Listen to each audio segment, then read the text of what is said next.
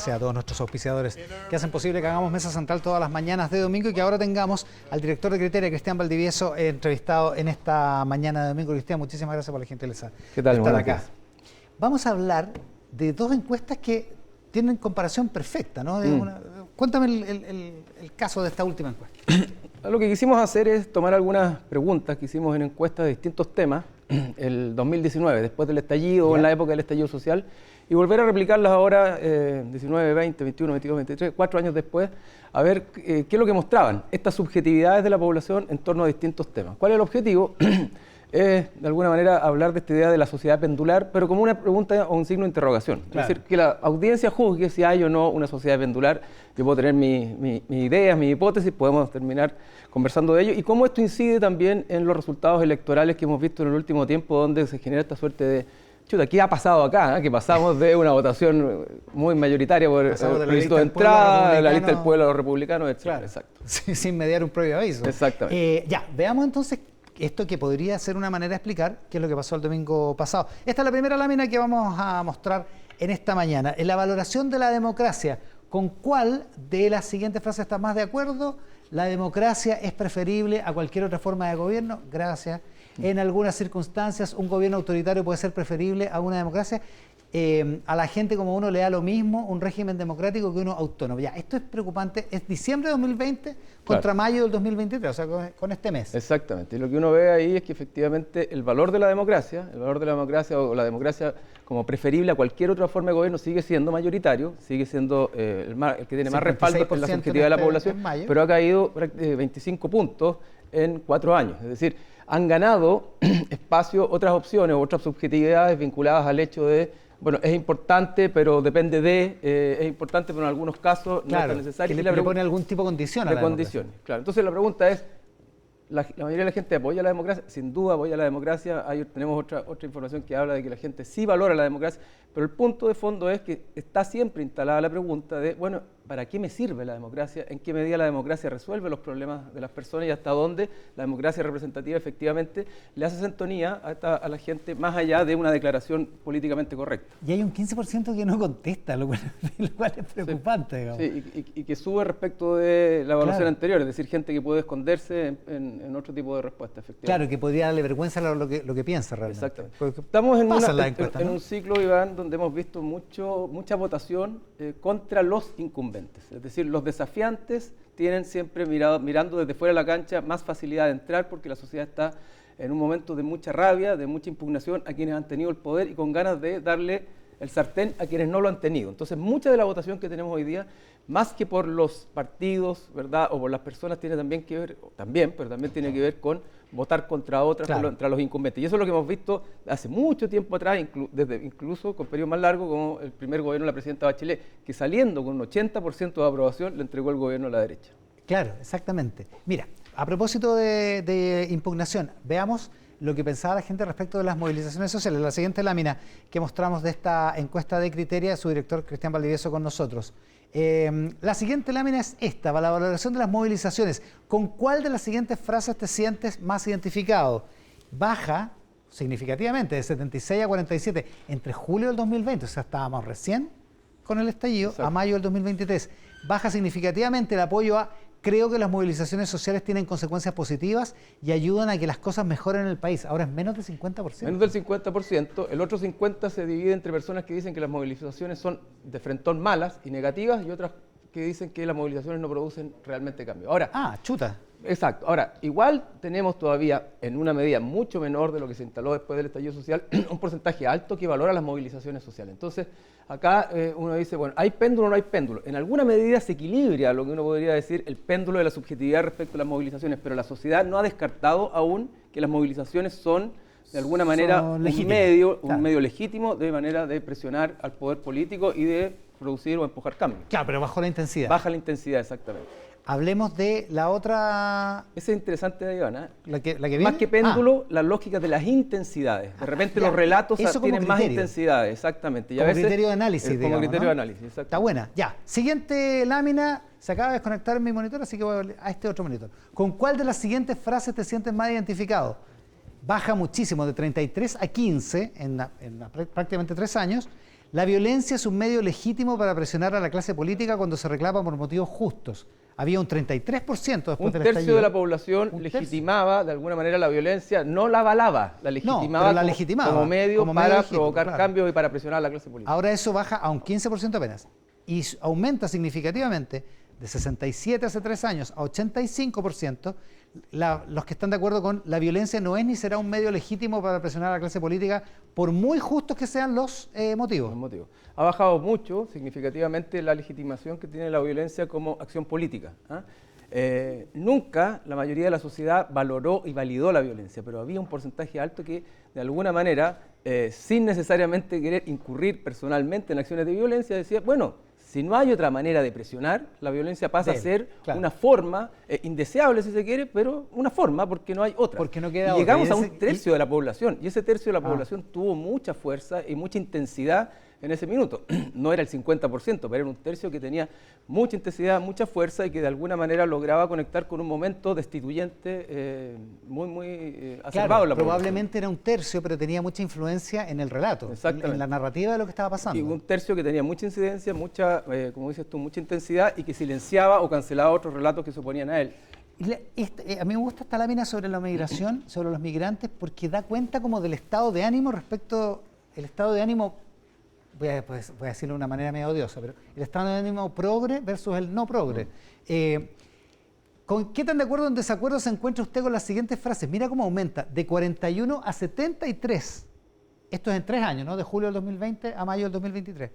La delincuencia aumenta con la llegada de inmigrantes a Chile. Ahora hay un 73% de acuerdo con esa frase. Aquí sí que uno puede, respecto a los migrantes, decir ha habido un movimiento, un giro subjetivo importante en la sociedad. Sí, ¿no? Es decir, un giro mayoritario, donde hoy día la mirada respecto al inmigrante es una mirada mucho más crítica, mucho más defendida desde el punto de vista de la población, y donde el aporte que antes se veía a los inmigrantes hoy día pasa a ser más bien una crítica y un disvalor. Claro. Y ahí tenemos un tema importante que, bueno, cuando vemos los resultados de las elecciones empezamos a decir, bueno, cómo de alguna manera ciertas propuestas políticas en la última convención sintonizaron más o menos con esta subjetividad y esta emocionalidad dominante respecto a la inmigración. Claro, porque hace 3 años había un 18% que decía, siento temor de los inmigrantes porque me pueden robar. Sí. Y ahora ese número es 43. Esa sensación térmica, por decirlo así, favorecía a grupos que estaban a favor de la inmigración, como el Frente Amplio, por ejemplo. Sí. No, y además eso llega a 43, que ya se pone medio peligroso. Claro, ¿no? Y además es una impugnación directa, o sea, cualquier inmigrante igual me puede afectar. Entonces entramos en una dinámica más propiamente xenofóbica. Ahora, también hace 3 y 4 años habían otras miradas más positivas a la inmigración respecto a la convivencia. Por ejemplo, si uno preguntaba si le gustaba que sus hijos tuvieran conexión con migrantes en la escuela, en los colegios, para producir integración social, la mayoría de la gente decía sí. Hoy día es una minoría la que dice sí. Si valoraban, por ejemplo, la mirada y las nuevas culturas, los nuevos aportes que los inmigrantes hacían para mixturar nuestra sociedad, la gente decía, sí, es un aporte. Hoy día es menos la gente. Entonces también la convivencia misma se ha afectado, y así como la imputación de ser, de alguna manera, vectores de la violencia que hoy día existe en el país. ¿Y eso se explica por la experiencia que tiene cada uno respecto de esto, o se explica por qué los medios de comunicación actúan de determinada manera? Porque, en fin, ¿de dónde viene un cambio de opinión como ese?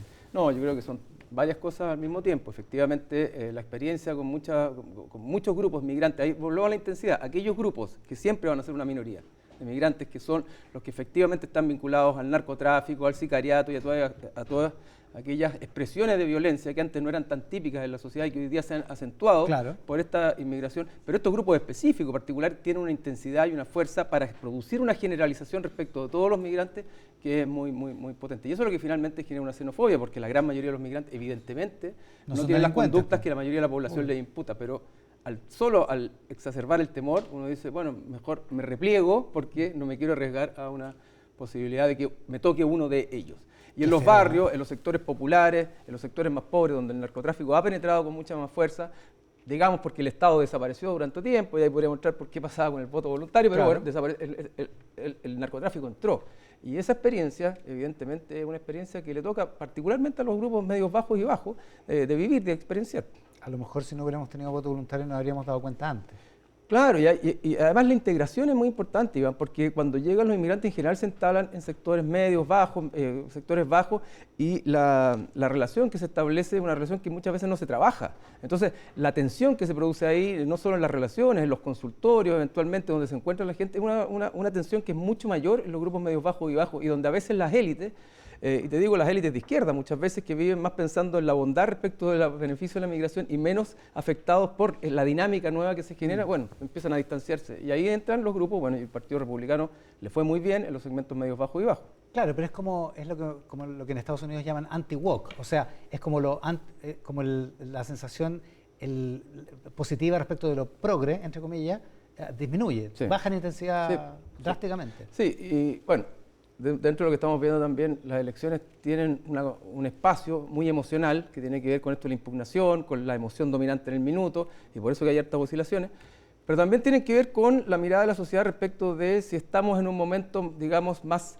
de preocupaciones materiales, la seguridad, el orden público, la economía, o en un momento donde podemos permitirnos conversar sobre cosas postmateriales. Claro. Y ahí entra esta cosa más woke, tiene más valor.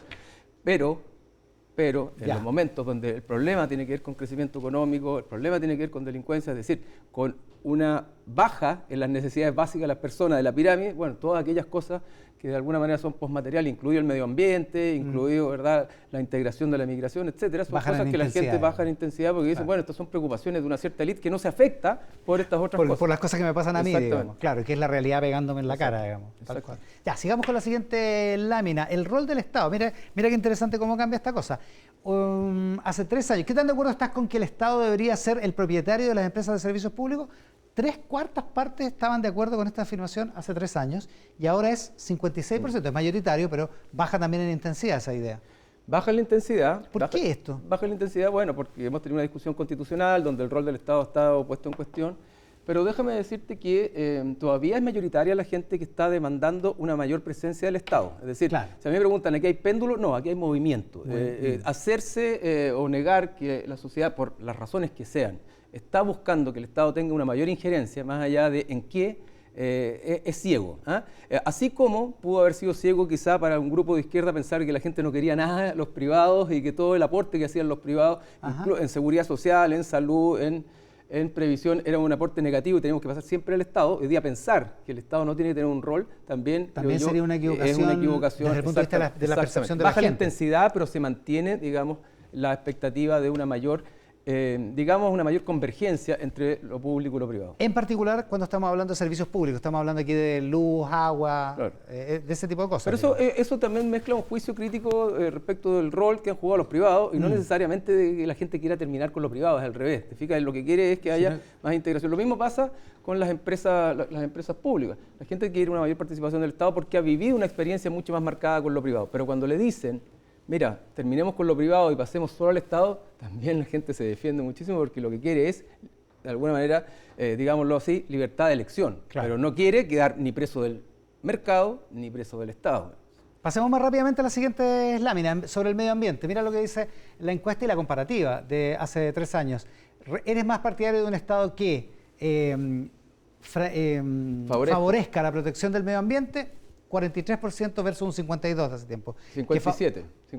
Y que favorezca el crecimiento económico y el empleo, 57 versus 48. O sea, cambia el eje, cambia la preocupación dominante. Claro, en mayo del 19 había una mayor inclinación por un Estado protector del medio ambiente más que un Estado que favorezca el crecimiento económico y el empleo. Hoy día se gira. Al revés. Gira eso. ¿Quiere decir que las preocupaciones ambientales ya no importan? No. Quiere decir que la preocupación ambiental hoy día es relevante, pero es subsidiaria respecto a la preocupación por el crecimiento económico, porque estamos en un momento de crisis económica, de dificultad económica, donde la inflación, bueno, el poco crecimiento, etcétera, están afectando el bolsillo de las personas de manera significativa y por lo tanto pasamos a una dimensión más pragmática. De nuevo, ¿qué pesó más en esta elección? El medio ambiente, va a ponerlo en grueso, la preocupación por el medio ambiente o la preocupación por el crecimiento económico, más la preocupación por el crecimiento económico. No alcanzamos a ver más láminas, pero ¿Es un péndulo o no es un péndulo? Yo creo que hay un péndulo emocional en algunas cosas, pero en otras cosas no hay un péndulo tan fuerte como el rol del Estado, que hay movimiento.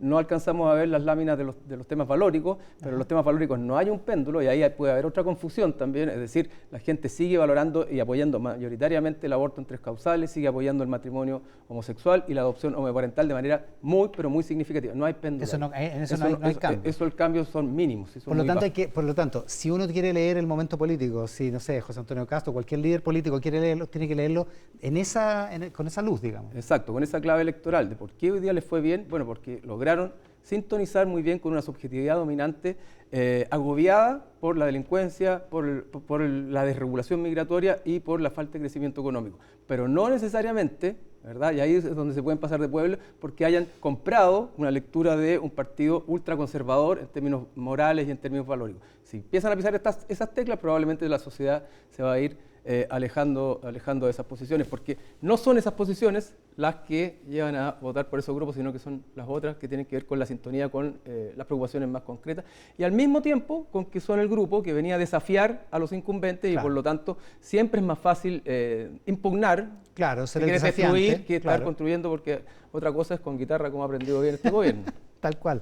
Otra cosa es con guitarra. Ya, o sea, hay que diseñar muy bien la narrativa de aquí en adelante. Exactamente, y por lo tanto, ahora que Republicanos tiene, digamos, el peso de la prueba en el éxito o en el fracaso del proceso constituyente, van a estar hoy día en la palestra pública y por lo tanto ellos van a ser los incumbentes hoy día y los desafiantes van a ser aquellos que le dicen, bueno, lograron sacarlo adelante, lograron generar el diálogo, lograron transversalizar o terminaron finalmente haciendo lo que hizo la convención anterior, pero con una intensidad que va por otros valores que los que tenía la intensidad de la convención anterior. Déjame ir sobre lo mismo que estás contestando, pero de otra manera.